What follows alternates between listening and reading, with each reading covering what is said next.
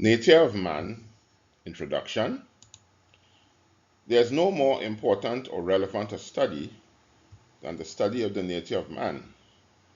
Human beings engage in a multitude of activities and pursuits, and rather fail to engage in the most important of pursuits or activities, which is the nature of themselves.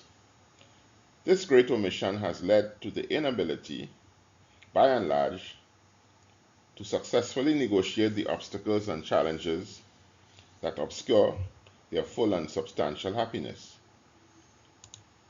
This book, Nature of Society, A Voyage of Discovery, is an attempt to treat with this grand omission that afflicts men and women. This is not a book on religion. It does not prescribe any religion or faith, but utilizes in a practical way all that the great avatars and wise men of each religion have advised or said for the benefit of their followers. It is a book of practical philosophy with the emphasis on practical. The book has 59 chapters and lays out in a step-by-step way how one's consciousness could be discovered, explored, and utilized to uncover one's true self, and in the process, secure one's true and substantial happiness. The other benefits to be had are unity with one's fellow men, enhancing one's ability to love, increasing one's presence of mind, the optimal way to work for the greatest efficiency and effectiveness, and a multitude of other benefits. Of groundbreaking importance are the introduction and use of a simple awareness exercise and a simple pause, which, when practiced diligently, bring about benefits mentioned above. Each chapter, it is recommended, should be engaged in for a week, for 1 week. The practices prescribed therein should be diligently practiced for 1 week before moving on to the next chapter. Each subsequent chapter builds on the practices and successes of the previous one. So one is advised to take one's time and not rush through the book. Using this approach will guarantee success. If you have any comments or questions, I can be reached at nigelgittins@gmail.com. Now on to our great voyage of discovery. Nigel Gittins.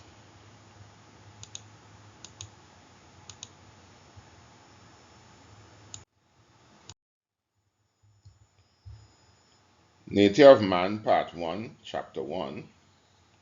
What would a wise man or woman do here? The study of the nature of man is probably the most important study that anyone can engage in.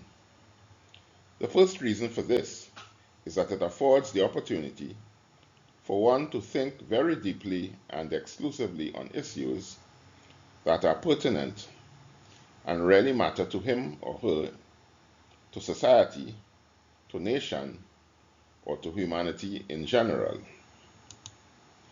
The study includes such questions as what am I?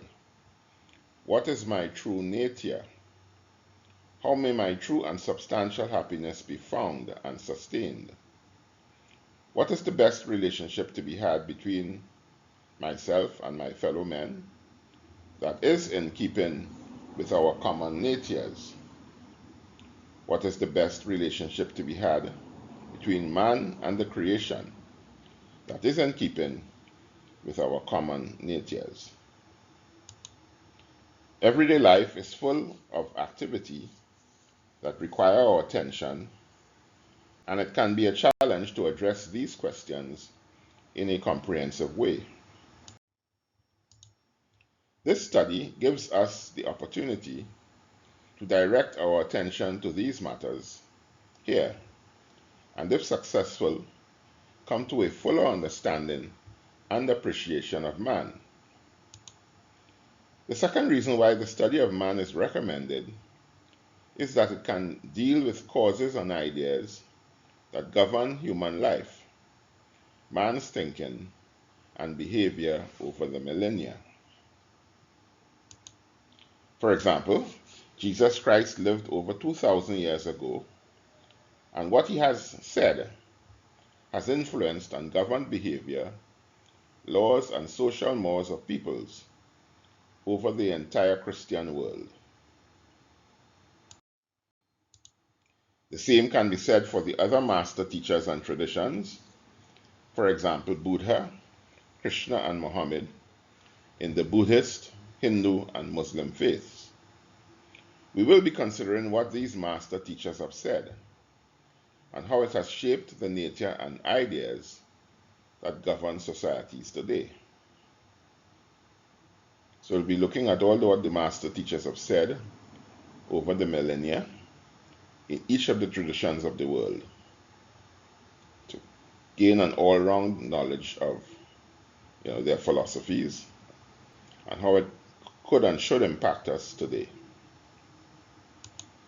The third reason why the study of the nature of man is commended is that it can open one's mind and heart to greater possibilities in life. It can change one's perception to the extent that petty concerns and selfish desires can be replaced by loftier ideals, which can be of real value to ourselves and our fellow men. So it could lift our way of thinking, it could lift our value system to a very large extent, and we will see.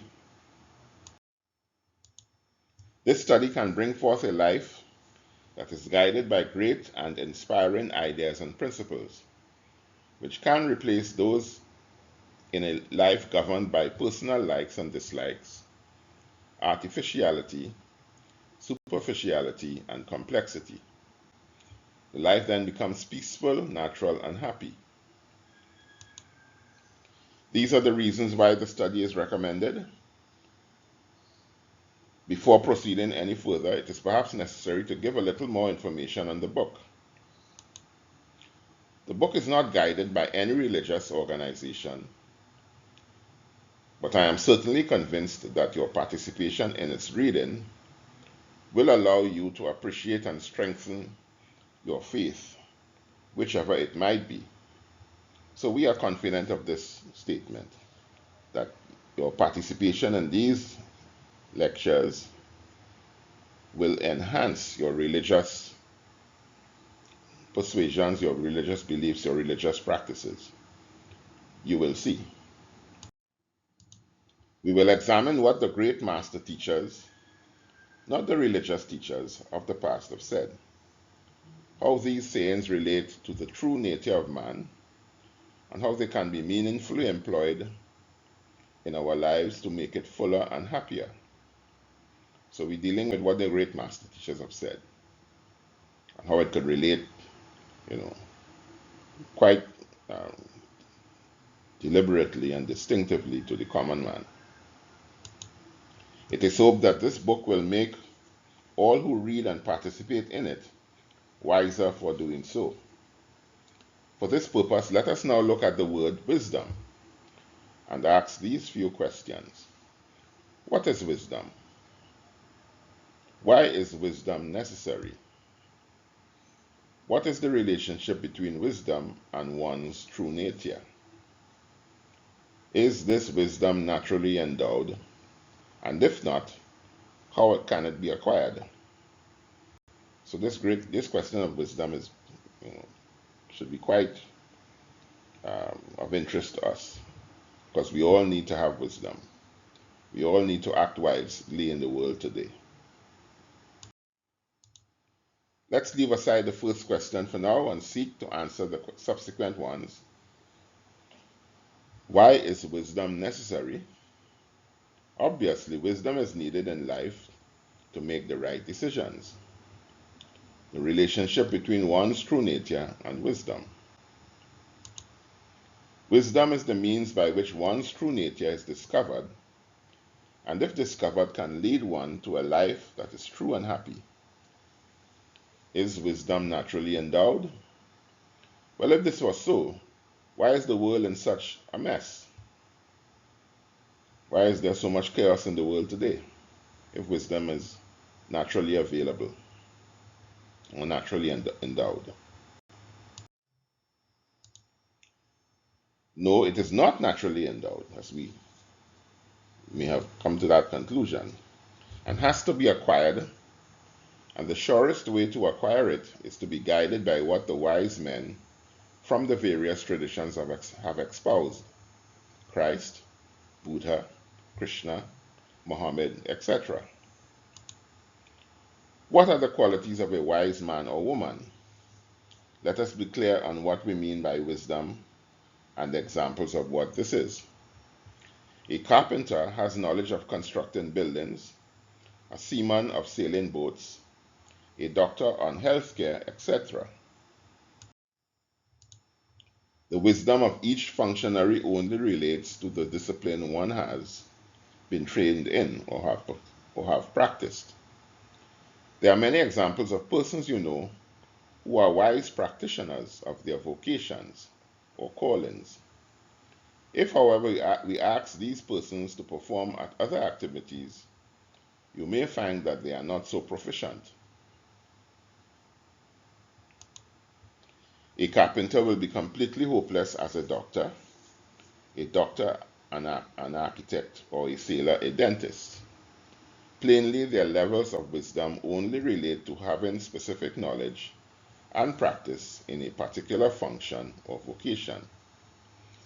Each functionary can only be called wise in relation to his or her calling. So that should be clear to all. One is wise in one's particular vocation or profession or calling. But outside of that, it's another story. The aim of this book, if a bold statement is to be made here, is not to make you masters of your calling. There are many institutions that can do that. The aim is to make you wise men and women. That is, to give you that knowledge and practice that will enable you to master the art of living. So wisdom has to do with the efficient and effective mastering of the art of living. Do you agree that this is a desirable goal? Do you want to master the art of living? Do you agree that wisdom in yourself is a desirable goal? Do you want to be wise in yourself? Most people engaged in their callings go to great lengths so they are poorer or exhausted or strengthened haven't made these efforts.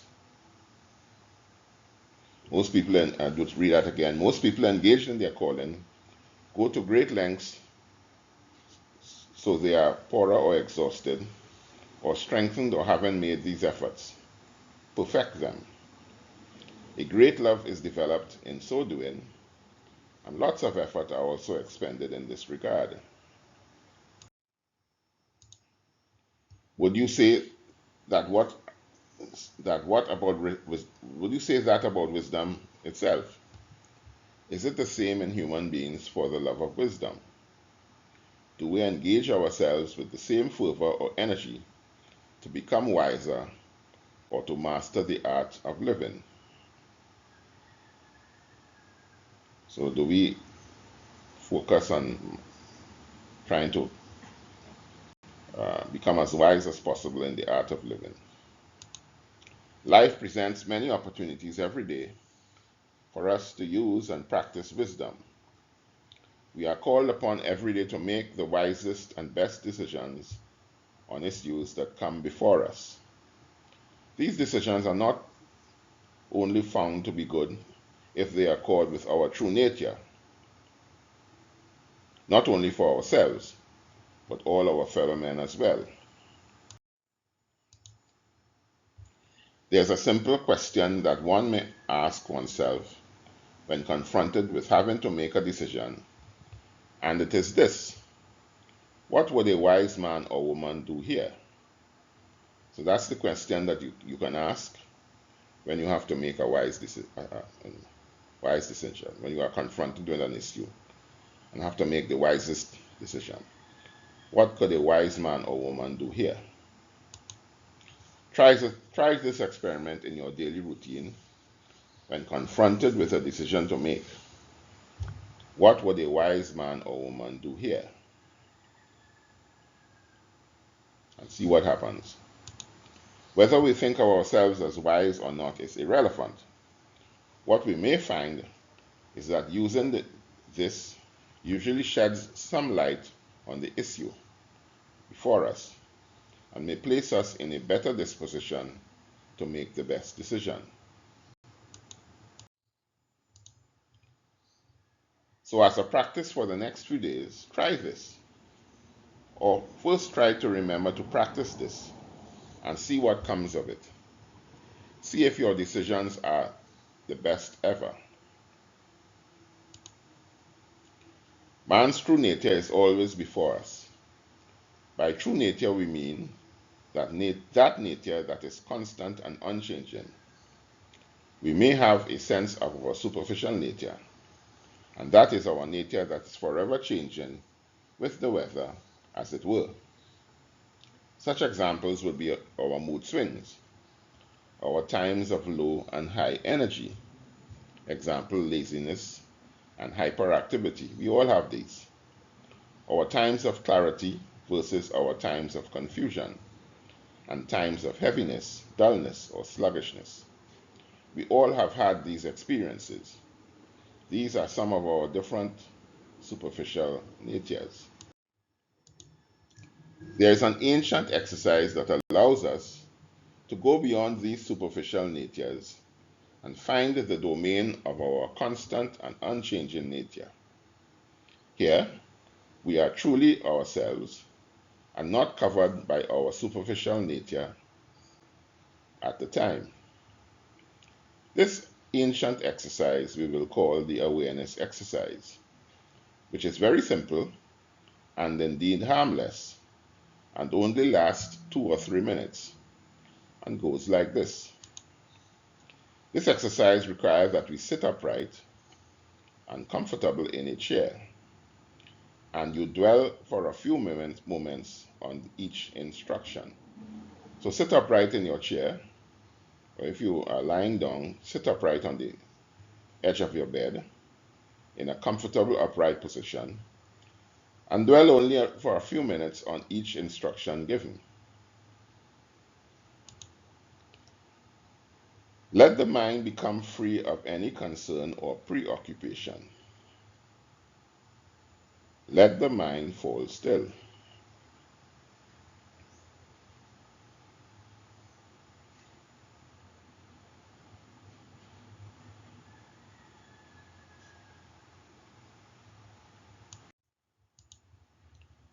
Let the body fall still.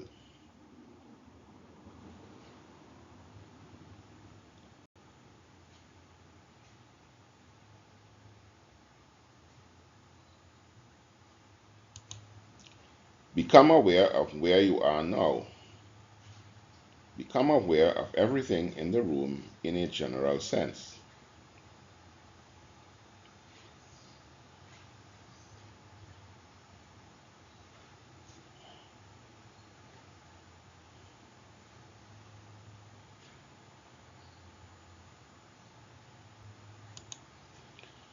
Become aware of the feet on the floor. Become aware of the feet on the floor.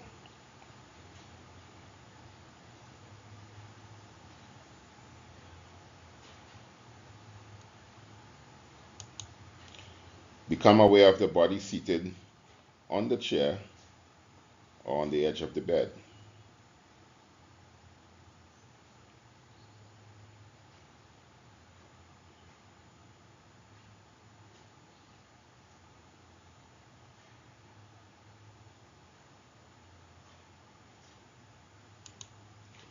If the mind wavers, bring it back to stillness without any concern or preoccupation. So bring the mind back to stillness.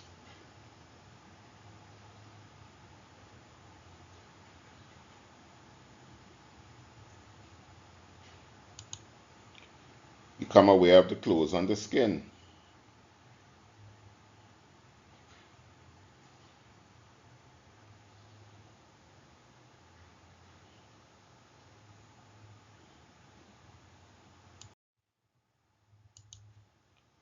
Become aware of the play of air on the face and hands.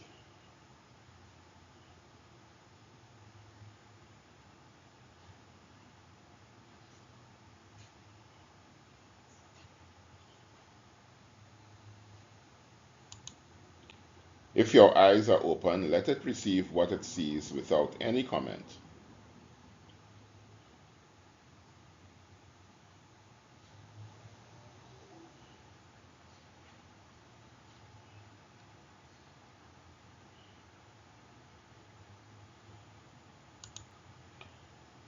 Become aware of the sense of taste in the mouth.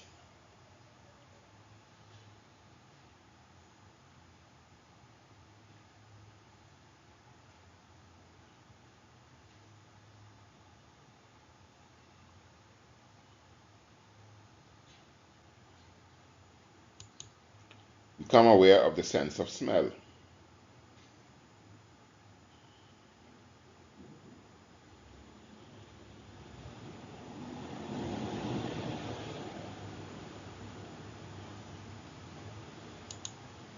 If the mind has wavered, bring it back to here and now.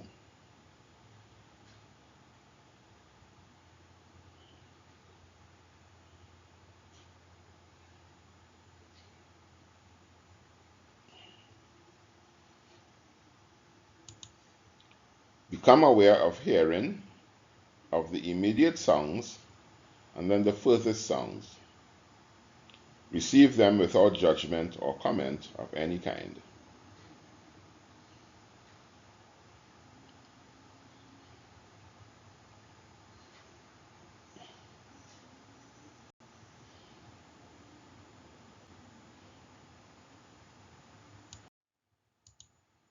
Finally, simply rest in this great awareness for a few moments.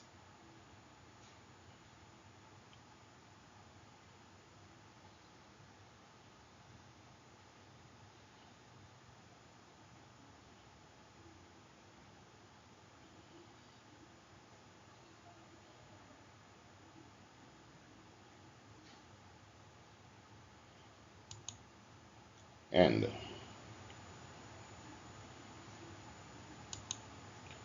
What did we find with this exercise? It should last no longer than 3 minutes.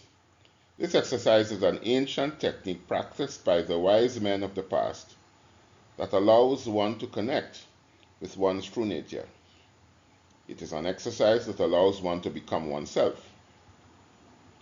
One may find that in today's world, with all its attractions and repulsions, that it may be very difficult to come to our true self, which is a source and sanctuary of peace and bliss. This exercise allows us to get there quickly. This exercise should be practiced at least once a day for no longer than 3 minutes. Follow the format given. Let mind and body fall still. Become generally aware of your surroundings and the room you are sitting in. Become aware of your feet on the floor and your body sitting on the chair. Sit upright without slouching. If the mind wavers, bring it back to the present. Become aware of the clothes on the skin, the play of air on the face and hands, and the body as a whole. Open out the sight and become aware of seeing without commenting. Become aware of hearing, first of the immediate sounds, and then distant ones, and then all sounds in general. Finally, hold this general awareness for a few moments. You will find that if you take this practice on board, as simple as it is, it will have a profound effect on the quality of your life. So engage with this chapter for 1 week. reread and carry out the practices prescribed herein. So do that once, do that once per day for the next week, and we'll see what happens. So thank you very much. Have a great week.